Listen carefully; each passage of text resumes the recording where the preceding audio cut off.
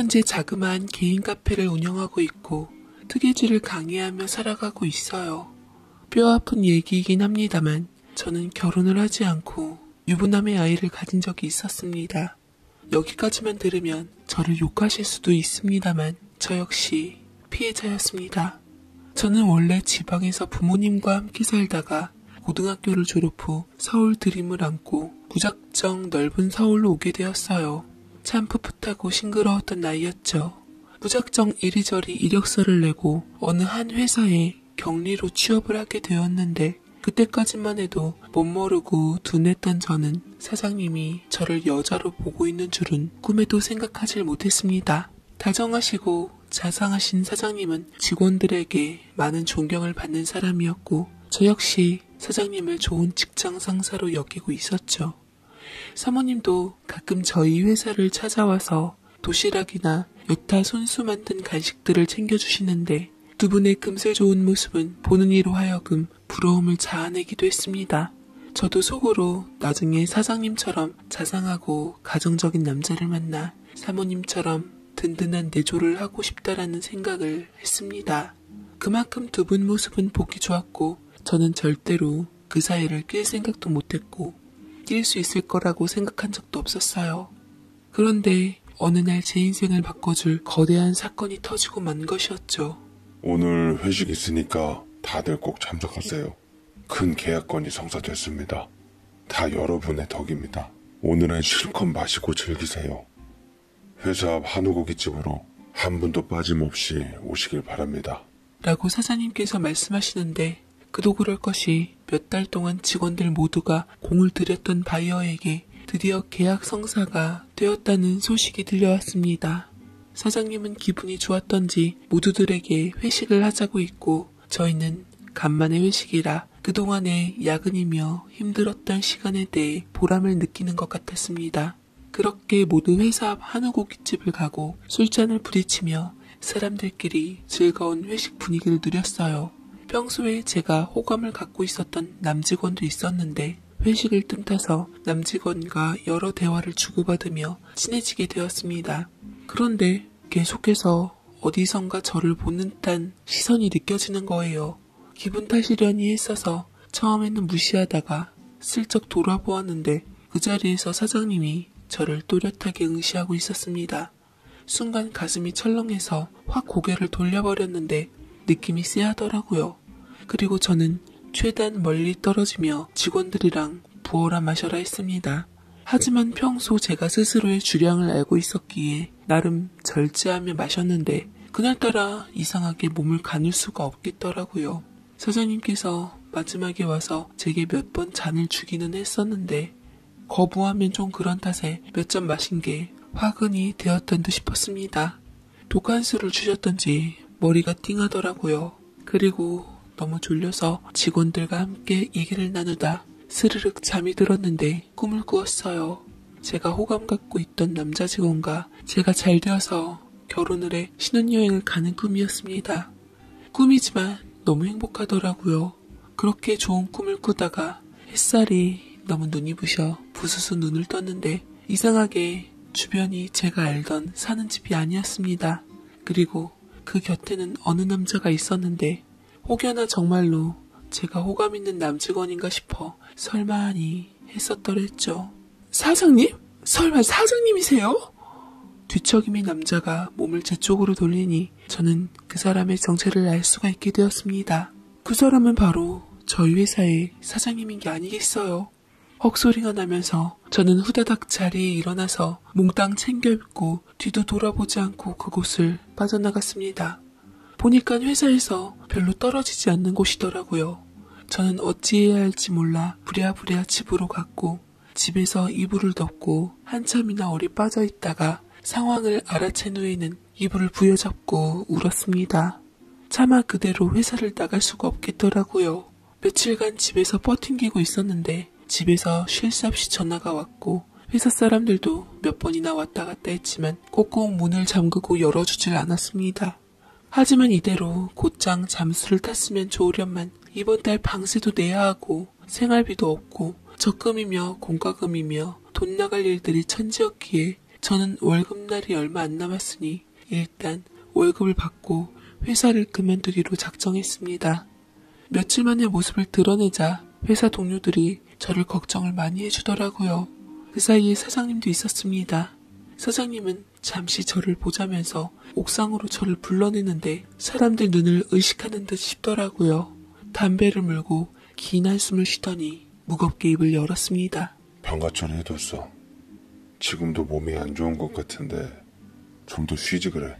가족 같은 회사인데 그 정도도 이해 못 해줄까봐. 저 이번 달 월급만 타고 그만두려고요. 사장님이랑 얼굴 부딪혀서 보기가 힘드네요. 왜 제가 그날 아침 사장님 옆에 있었는지 제대로 설명해야 하시지 않으세요? 제가 당차게 말하자 사장님이 저를 그윽히 보더라고요. 나 사실 전부터 미스정한테 마음이 있었어. 그런데 자꾸 미스정은 내 마음을 외면해버리고 구호석 같은 녀석한테만 관심을 갖는 게 화가 나더라고. 내 진심도 몰라주고. 하지만 그날은 나도 많이 취해 있었기 때문에 미스정을 택시에 태워주려고 하다가 내 본심이 나와서 그렇게 된 것 같아. 실수라고는 얘기하지 않을게. 어쨌든 난 미스정한테 진심이었으니까. 라고 별난 말을 짓거려대는데 저는 저도 모르게 사장의 귀싸대기를 때리며 악을 썼습니다. 사장님 미쳤어요? 사장님 부인 있으시잖아요. 딸도 있고요. 그런데 어떻게 저한테 그러실 수가 있어요? 구우석 씨는 사장님과 다르게 미혼이에요. 사장님이랑 사정이 다르다고요. 나 부인하고 등 돌리고 산 지 오래됐어. 아마 우리 와이프도 남자친구 꽤나 많을 거야. 체면 세우느라 애 보고 나랑 같이 사는 거지. 우리는 정이 없는 사이야. 조만간 이혼도 생각하고 있어. 그러니 조금만 기다리고 우리 제대로 한번 만나보자. 어차피 아이도 와이프가 키울 거니까 우린 행복할 수 있어.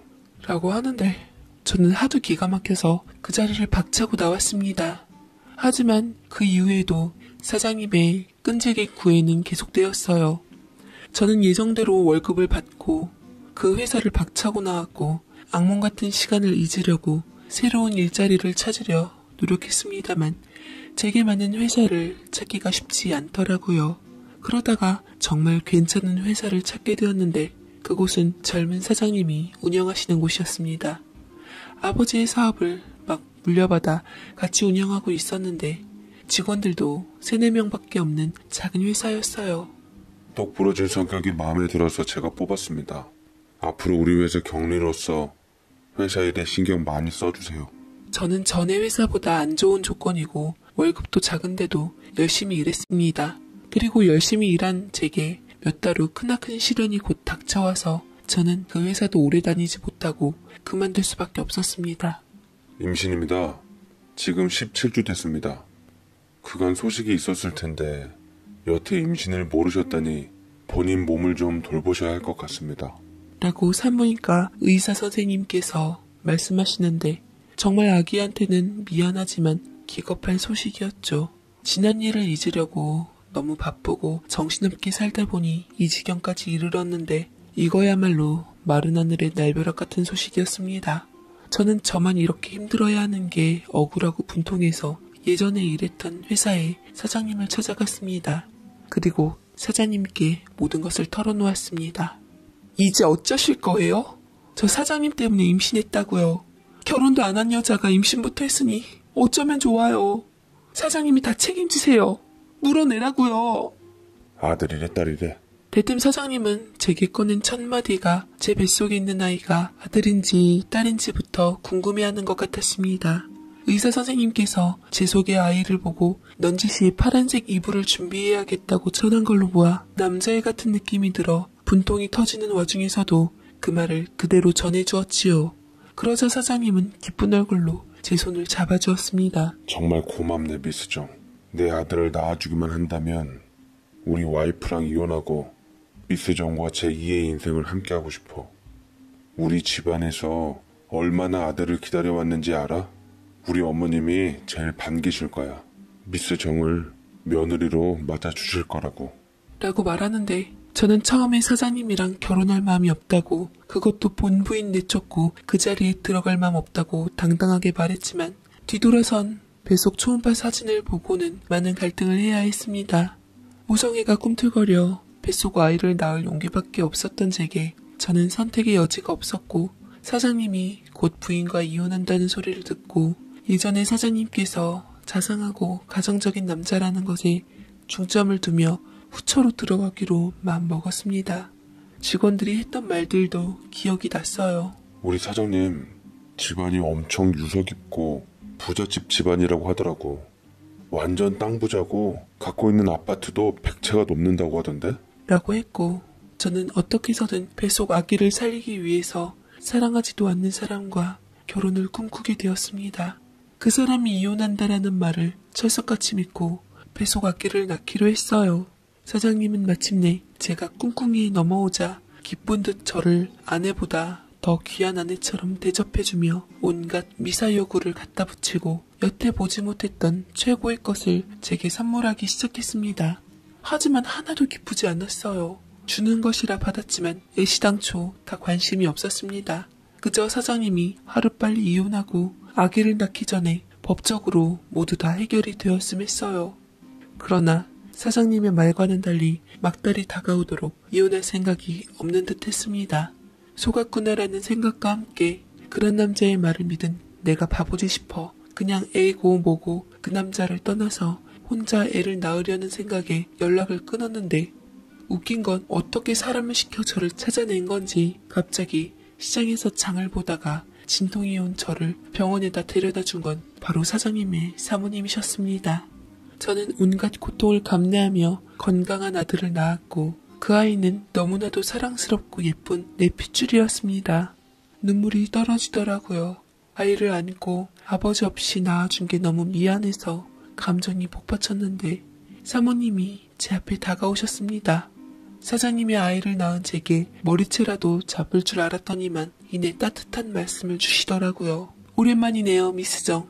이렇게 만날 줄은 몰랐는데 건강한 아들을 낳아서 다행이에요. 내가 산후조리 해줄 테니까 우리 집으로 돌아와요. 아가씨가 아이를 낳았는데 집이라고 맘 편히 들어갈 수 있겠어요? 부모님 마음에 대못 받고 험한 소리만 듣게 되지. 사모님은 어쨌거나 사고이기는 했지만 남편의 아이를 낳은 제가 곱게 보이지 않을 텐데 손수 챙겨주고 심지어 산후조리까지 해준다고 하니 몸둘 바를 모르겠더라고요. 사장님의 말과는 달리 사모님이 다른 남자가 있을 거라는 생각도 들지 않았고 친언니같이 따뜻하고 부드러운 친절에 잠시나마 사모님 자리를 탐낸 게 미안하다는 생각이 들었습니다.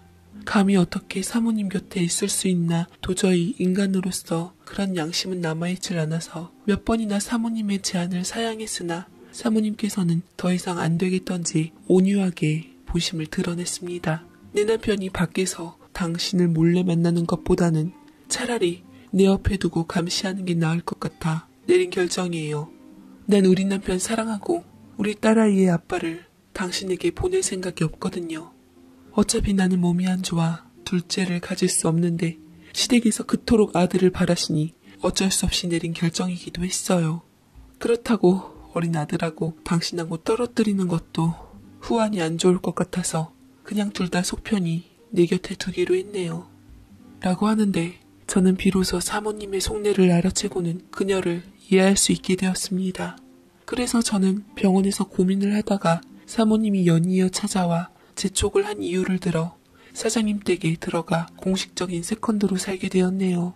옛날에 돈 많은 재력가나 만석군들은 본부인 있고 작은 부인들 줄줄이 두었다던데 저는 아들을 위해서 그렇게 여기고 세컨드 노릇을 하게 되었습니다. 하지만 사모님은 우아함을 잃지 않고 투기를 하지 않은 채 저를 대해주었고 제 아들도 친아들 마냥 예뻐했습니다. 하지만 다 알만한 나이였던 10살의 어린 딸아이는 제게 유독 표독스럽게 굴었지요. 아줌마, 나 아줌마 누군지 아주 잘 알고 있어요. 어떻게 같은 여자로서 그래요? 아줌마가 우리 엄마 눈물 내게 해준 것처럼 나는 아줌마 피눈물 나게 해줄 거예요. 아줌마 아들도요. 라고 얘기했고 그런 말을 할 때마다 아이는 사모님께 크게 혼이 나곤 했습니다. 사모님은 저를 세컨드로 인정하고 일하는 아줌마에게도 제게 깍듯하게 대하라고 일러주더라고요. 거기다 사모님은 저를 두 번째 부인으로 인정하고 일하는 아줌마에게 제게 깍듯하게 대하라고 알려주더라고요. 거기다 친정 부모님께도 제가 부잣집에 시집갔다는 것을 알리고는 세컨드 얘기는 빼고 집안 사정상 결혼식만 못 올렸다는 얘기를 하며 집안에 저희 친정 부모님을 초대해드렸습니다. 부잣집 분위기에 넋이 나간 부모님께서는 제게 잘했다 하셨고 아버지께서는 눈물을 훔치시며 제 아들을 안아주시더라고요. 우리 현정이가 시집 하나는 잘 갔네 그려. 네 덕분에 나 두 발 뻗고 잘 수 있겠다. 우리 손주 종종 보러 올 테니 몸 관리 잘하고 신우이랑 잘 지내. 신우이가 참 사람이 좋더라. 라며 졸지에 신우이가 된 사모님을 칭찬했습니다. 그래서 저는 팔자에도 없는 부잣집에서 살게 되었고 친정 부모님께는 부잣집으로 시집간 자랑스러운 딸이 되었으며 우리 아들에게는 친엄마로 남을 수 있게 됐습니다. 하지만 여전히 사장님하고는 거리를 두고자 했어요. 단 한 번도 사장님을 사랑한 적이 없었기에 사모님 때문에 같은 집에서 살게 되었지만 남편으로는 받아들이기 힘들었습니다. 몇 번 제 방 문 앞에 서성거리던 사장님을 멀리 내쫓았지요. 사장님 역시 제 맘이 느껴졌던지 점차 관심이 멀어져 갔고 이내 다른 여자들과 함께 있기에 바빴습니다. 이런 일이 한두 번이 아니었던 듯 사모님은 감정을 드러내지 않고 묵묵히 그 자리만을 지키셨을 뿐이었습니다. 그런데 어느 날 사장님과 사모님이 부부 동반으로 등산에 가게 되었는데 뭐가 잘못됐던지 두 사람이 실종이 되어 며칠 후 싸늘한 주검이 되어 돌아왔습니다. 도저히 믿을 수가 없겠더라고요. 사장님과 사모님이 한순간에 저 세상 사람이 되다니. 사모님의 죽음은 더할 나위 없이 슬펐고 사장님 역시 아이 아빠로서의 감정이 있었던지 막상 떠나니 죽을 만치 가슴이 아렸습니다. 두 부부 장례식장에서 저는 어린 딸아이의 곁에 있어 주었고 딸아이는 당시 중학생이었지요. 그 많은 재산은 딸에게 갔으며 친척들은 많은 재산이 어린 딸에게 떨어진 것을 알고 굶주린 늑대처럼 달겨들었습니다. 그러자 생각외로 딸의 반응이 단호하더라고요. 난 여기 계신 작은 어머니와 함께 살 거예요. 우리 엄마가 작은 어머니도 어머니나 다름없다고 제가 믿고 의지해야 하는 분이라고 말씀하셨고요. 난 우리 엄마에게 교육받은 것처럼 작은 어머니를 믿어요. 라고 제 손을 잡아 끌며 자신을 돌봐주겠다던 친척들을 물리는데 그 덕에 저는 그 아이를 지켜주는 보호자이자 후견인이자 그 아이의 엄마나 다름없게 된 인생을 살게 되었습니다. 부모님을 일찍 잃은 탓에 딸은 철이 일찍 들어서 그 나이 때 흔한 사춘기에 반항 한 번 없이 잘 자랐고 저는 그런 딸을 제 딸이나 다름없이 아들과 마찬가지로 똑같은 자식으로 키우기로 맘먹었습니다. 사모님이 제게 잘해주고 힘이 되어준 것처럼 저는 딸아이에게 사모님에 대한 은혜를 갚을 수밖에 없었어요. 그게 제 도리라고 생각했습니다. 시댁 어른들은 저를 세컨드라며 사람 취급도 하지 않으셨지만 제 아들에게는 핏줄이라고 살뜰하게 대했어요. 하며 저를 시시때때로 경계했는데 아마도 딸에게 있는 재산 때문이었다는 생각이 드네요.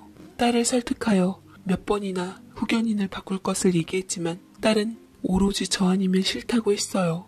딸의 고집으로 인해서 저는 그 아이를 맡아 기를 수가 있었지만 시댁의 살벌한 트집은 날이 갈수록 심해져 버렸죠. 때때로 그들의 지나친 생트집은 저를 지치게 만들었습니다. 그렇지만 그 아이를 지키고자 했으니 본분을 다할 수밖에는 없었죠. 그것이 제게 사모님에 대한 죗값을 치르는 거라고 생각했으니까요. 사모님이 그랬던 것처럼 저는 제 아들을 돌보면서 딸아이의 도시락이나 학원 등을 손수 다 알아봐 주었고 좋은 과외 선생님을 찾아다니며 아이의 뒷바라지를 했습니다. 딸은 잘난 부모를 닮아서 그런지 흡수력이 뛰어났어요. 지적 호기심도 많아서 늘 모범생이었고 성적은 상위권이었습니다. 반면 제 아들은 말이 많이 느려서 걱정이 되었고 누나와는 달리 받아들이는 것도 느렸죠. 뭐 나중에는 평범한 남자애로 자라서 다행이긴 했지만 그때 생각하면 정말 가슴이 아팠습니다. 아무튼 자식의 그늘 밑에서 정신없었던 저는 제 인생을 아이들에게만 쏟아부으며 아이들의 행복만 바라고 살고자 했는데, 그러다가 운명처럼 예전에 제가 잠시 일했던 젊은 사장님과 우연히 만나게 된 것이 아니겠어요? 그때는 딸의 생일이라 아들과 함께 딸이 가고 싶었던 레스토랑에서 분위기 좋은 식사를 하고 있었는데, 낯선이가 저를 먼저 아는 척을 했습니다. 미수정 맞죠? 혹시나 기억해요? 예전에 다니던 회사 미수정 상사였는데 미수정이 회사를 너무 잠깐 다녀서 기억이 안 나려나? 라고 하는데, 가만 보니 제가 임신한 걸 알고 난 후 그만뒀던 작은 회사의 인상 좋은 젊은 사장님이셨어요. 어떻게 저를 알아봤던지 저는 얼떨결에 인사를 하며 맞았는데 이를 딸이 눈여겨보는 것 같았습니다. 이것이 인연이 되어서 저는 젊은 사장님과 가끔 만나게 되었고, 처음에는 지난 회사의 동료로서, 그 다음 친구로서, 연인으로서 점차 한 발자국 서로가 이성으로 다가오며 새로운 사랑을 확인할 수 있는 시간이 되었습니다. 제가 사랑하는 사람이 저를 사랑한 건 처음이었고, 서로 사랑하는 사랑의 감정은 정말 말로 못 닿을 정도로 황홀하고 행복한 것이라는 것을 알았습니다. 이쯤 되니 그 사람과 가정을 갖고 평범한 남자의 아내로서 살아가고 싶다는 생각이 들더라고요. 그 남자는 결혼 안 한 미혼이었지만 저는 이미 아들이 있으니 공정한 결혼은 아니었습니다. 더군다나 때에 따라선 그 딸까지 제가 책임져야 할지도 모르는데 그 남자한테는 혹독한 시련이나 마찬가지였죠. 그것 때문에 저는 몇 번이나 그를 놔주려고 했지만 그는 말을 듣지 않은 채 저와 결혼하자고 적극적으로 프로포즈를 했습니다. 모든 사정을 말해도 그는 눈 하나 깜찍하질 않았어요. 그래서 저는 오랜 고민 끝에 그의 프로포즈를 받아들이기로 했는데, 자식 이기는 부모 없다더니 그 사람 부모님께서 큰맘 먹고 저를 받아들이시겠다고 말씀하셨습니다. 예비 시아버지 되실 분께서 입을 여시더군요. 사정은 충분히 들었네. 난 이해하기 힘들지만 우리 아들이 그래도 자네가 좋다니 부모인 우리가 져주기로 했네. 단도직입적으로 자네 과거에 대해서는 더 이상 묻지 않을 걸세. 100번 양보해서 자네 아들까지 데려오도록 허락해 주겠지만 딸아이까진 좀 힘들 것 같으니 더 이상 우리에게 자비를 바라지 말게. 자네도 솔직히 자네 딸도 아닌데 굳이 맡을 필요는 없지 않는가? 저는 예비 시아버지의 말을 듣고는 마음이 착잡해져 왔습니다. 장례식장에서 끝까지 딸아이의 미래를 책임지기로 했는데 불과 몇 년도 안 되어서 마음이 바뀌어 버리니 돌아가신 사모님 앞에 면목이 없더라고요. 그래도 딸에게 미안했지만 제 인생과 아들을 위해서라도 저는 이 기회를 놓칠 순 없었습니다. 재산 노리고 딸 곁에 있다는 오해도 받기 싫었고, 툭하면 생트집을 잡고 제 머리채를 노리는 시댁 식구들하고 싸우는 것도 지쳐 있었습니다. 돌고 돌아오긴 했지만 평범한 가정의 아내로 아들과 함께 살고 싶은 게 제 진심 어린 소망이었어요. 마침 고모님께서 적극적으로 딸아이의 후견인을 자처하기도 하고, 딸아이가 이제 얼마 안 있으면 성인이 되니 잘 보살펴 달라고 했습니다. 말만한 딸은 자신이 고모와 살게 될 사실을 깨닫고 저를 간절히 붙잡았습니다. 작은 어머니, 놔두고 지금 어딜 가는 건데요? 나 어른 될 때까지 곁에 있어주기로 했잖아요. 그 아저씨하고 결혼하려고 지금 날 버리는 거예요? 친아들인 동준이만 쏙 데리고요. 작은 어머니가 나도 동준이랑 똑같은 자식이라 그럴 땐 언제고 이제 와서 날 두고 가려는 건데요? 유미야, 친척들이 계속 곁에서 나를 들들 볶으며 너에 대해 왈가왈부 참견하는데 나도 이제 지쳤다. 네 재산 이때까지 고이 모셔두고 한 푼도 허투루 쓴 적 없어. 네가 성년이 될 때까지 고모님께서 잘 맡아주실 테니까 고모랑 같이 있어. 너도 나보다는 핏줄인 고모가 낫지 않겠니? 다 널 위해서 선택한 거니까 그렇게 하자. 응? 종종 너 보러 동준이랑 같이 갈게. 됐어요.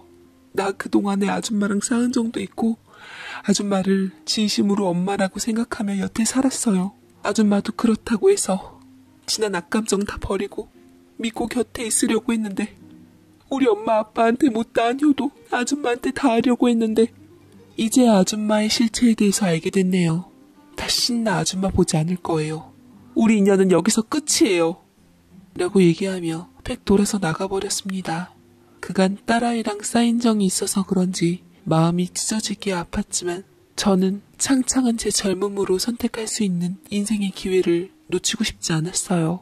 처음에는 딸아이가 대학을 갈 때까지만 혼란스럽지 않게 곁에 있으려고 했지만 하필 제가 그 남자의 아이를 갖는 바람에 그렇게도 못하게 되어버렸습니다. 저는 인품이 가장 좋다고 생각하신 사장님의 큰누님한테 딸아이와 물려받은 재산을 모두 맡겼습니다. 그러자 고모님이 알아서 저희 아들 몫을 분배해 제게 챙겨주시더라고요. 저는 그렇게 그 집안과 인연을 자르고 새로운 저만의 가정을 꾸리게 되었습니다. 제 남편은 참 부드럽고 좋은 사람이었어요. 생각보다 더 가정적이고 다정하고 일이랑 가정밖에 모르는 사람이었습니다. 작은 사업체를 혼자 운영하고 있었는데 사업을 키울 욕심도 많지 않은 사람이었어요. 난 이대로가 좋아. 이 정도도 충분히 당신이랑 우리 애들 어렵지 않게 먹고 살 수 있으니까 걱정 마. 사업을 확장하면 그러면 그만큼 가족과 같이 지내는 시간이 주는데 우리 아버지가 젊은 날 그랬다가 망했던 기억이 있어서 다 부질없는 것이라는 걸 느꼈어. 난 괜한 모험 안 하고 우리 사랑하는 가족들이랑 함께하는 시간을 늘리고 싶어. 라고 말을 하는데 어쩜 한마디를 해도 그토록 사랑스럽고 예쁘게 하는지 제가 뒤늦게 남편 복 하나는 있다 싶었네요. 그리고 저는 두 번째 아이를 낳게 되었고 그 아이는 눈에 넣어도 안 아플 사랑스러운 딸이었습니다. 제 딸은 그렇게 무럭무럭 자랐고 딸이 귀한 집안이라 시댁 식구들의 애정도 듬뿍 받고 자랐어요. 매일매일이 달달하고 행복했습니다. 시댁 식구들도 저를 참 많이 아껴주고 예뻐해 주셨고 남편도 저를 존중했으며 자식들 역시 저를 좋은 엄마라 여기며 하루하루 행복에 겨워 살게 되니 이대로 죽으면 여한이 없겠다 싶었습니다. 이게 다 마음씨 좋은 제 남편 덕분이었죠. 요새 말로 정말 제가 전생에 지구를 구했나 싶을 정도로 좋은 일만 일어났습니다. 그러다가 저는 잊고 있었던 딸이 떠올랐어요. 무슨 계기가 있었던 것은 아니었고 정말 별안간 잊고 있었던 딸이 떠오른 것이었습니다. 당시 딸과 헤어진 지 10년 정도 돼 있었고 그 전에 가끔 딸에 대해 소식을 받으려고 고모님께 연락을 드려봤지만 딸이 잘 지낸다는 소리와 그 아이가 저를 더 이상 보고 싶지 않다는 말에 저도 자연스럽게 거리를 두게 되었지요. 가슴 한켠이 콕콕 쑤셔왔지만 이제는 다 큰 성인이 된 딸에 대해 그것도 저를 보고 싶지 않다고 했던 딸에게 억지로 만나자고 하는 것도 그래서 딸이 주는 응당한 벌이라고 여기며 살기로 했어요. 물려받은 재산만 해도 어마어마하니 그걸로 좋은 데로 시집가고 저 하고 싶은 공부 다 하며 살기를 진심으로 바랬습니다. 네, 정말 진심이었어요. 그런데 저는 그것이 얼마나 어리석은 생각이고 바보 같은 결정이었는지 알게 되었습니다. 나중에 우연히 다른 친척을 만나 딸의 소식과 딸을 맡은 고모님에 대한 소식을 전해 듣게 되었는데 저는 듣고서도 믿을 수가 없겠더라고요. 그 고모네도 사업을 했는데 글쎄 유미에게 떨어진 재산을 가로채서 부족한 자금으로 썼다지 뭐야. 거기다 그 돈으로 지 아들들 장가갈 때 집 한 채씩 사주고 흥청망청 지네들 위해서 다 썼다는데 그것도 모르고 있었어? 동준 엄마가 동준이도 안 주고 양심껏 지켰던 재산인데 작정하고 유미 대학생 되자마자 내보냈대. 그 불쌍한 거 지금 어디서 뭐하고 사는지 소식도 모르고 있었어. 그 영특한 애가 대학은 졸업했는지 시집은 갔는지 그애 생각하면 내 속이 다 답답하네 그려. 라고 하는데 저는 심장이 쿵 떨어지며 서둘러 유미를 찾기 시작했습니다. 고모님을 찾아가서 우리 유미 어디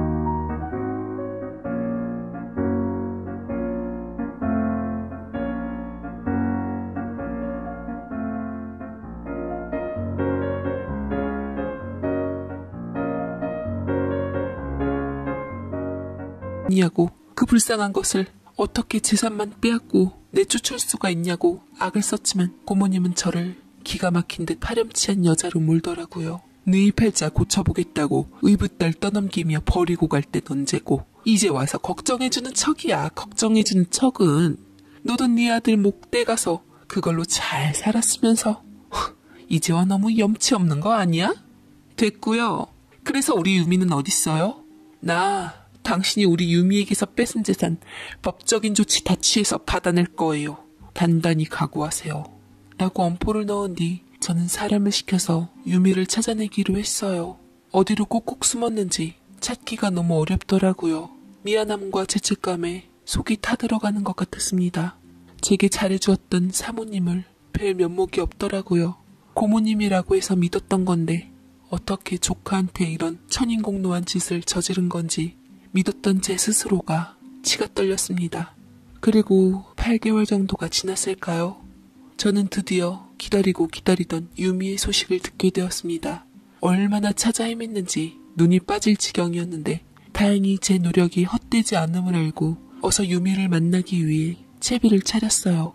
그런데 제가 유미를 찾기 위해 부탁한 업체 사람이 생각지도 못한 말을 꺼내는 것이었습니다.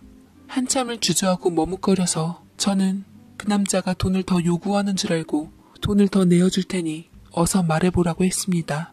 그러자 업체 사람은 입을 여는 대신 제게 사진 뭉텅이를 보여주었습니다. 그 사진을 받아보니 유미였어요. 제가 알고 있는 유미가 분명했습니다.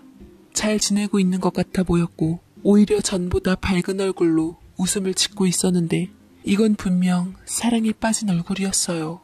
사진을 몇 장 더 보니 역시나 유미는 어느 남자와 함께 팔짱을 낀 상태로 백화점에 아기 옷을 보러 다니고 있었는데 제법 배가 부른 걸로 보아서 임신 7개월 정도는 되어 보였습니다. 혹시나 결혼을 했나 가엾은 유미를 지켜주고 보듬어줄 따뜻한 남자가 나타났을까 싶어 불안하고 걱정스러웠던 맘 한켠이 점차 사그러들고 녹아들 때쯤 저는 사진 속 유미 곁에 어깨를 감싸고 있는 남자의 얼굴을 보고 동공을 확대하며 손에 있던 사진들을 떨어뜨리고 말았습니다.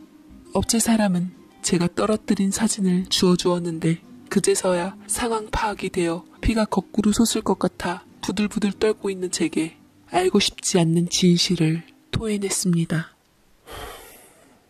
알고 보니까 만난 지 1년 정도 되었던 모양이더라고요. 유미 양이 사장님의 숨겨진 여자로서 살아갔던 게 말이에요.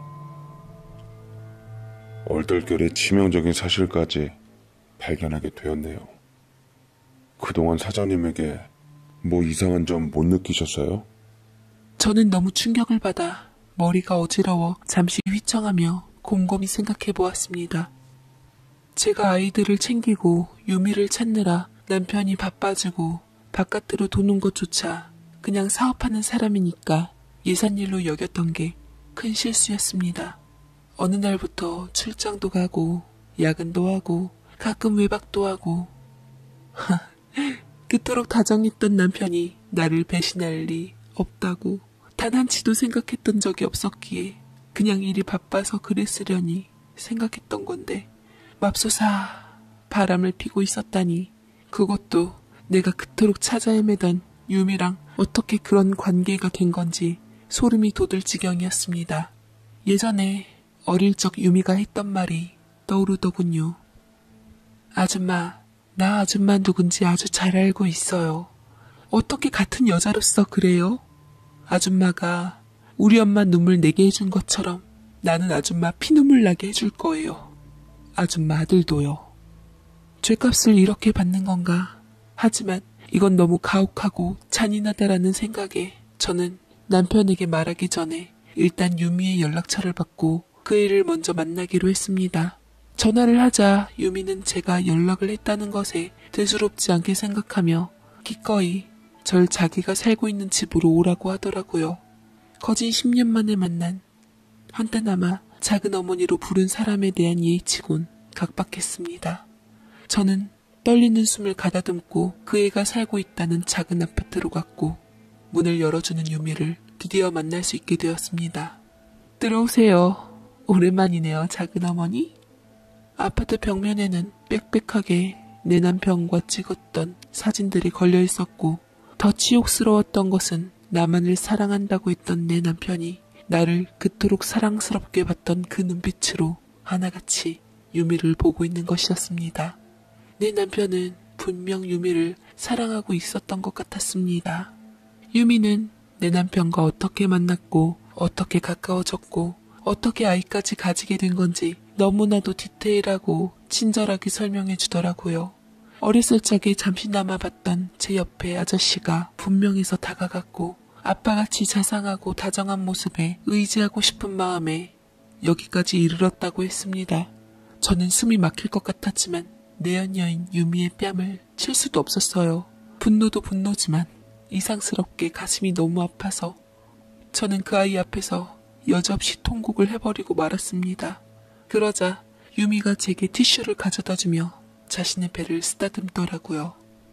같은 위치가 돼보니 어떤 마음으로 우리 엄마가 작은 어머니를 받아들여 주신 줄 아시겠어요? 나는 똑같은 위치가 돼보니까 작은 어머니의 심정을 알겠더라고요.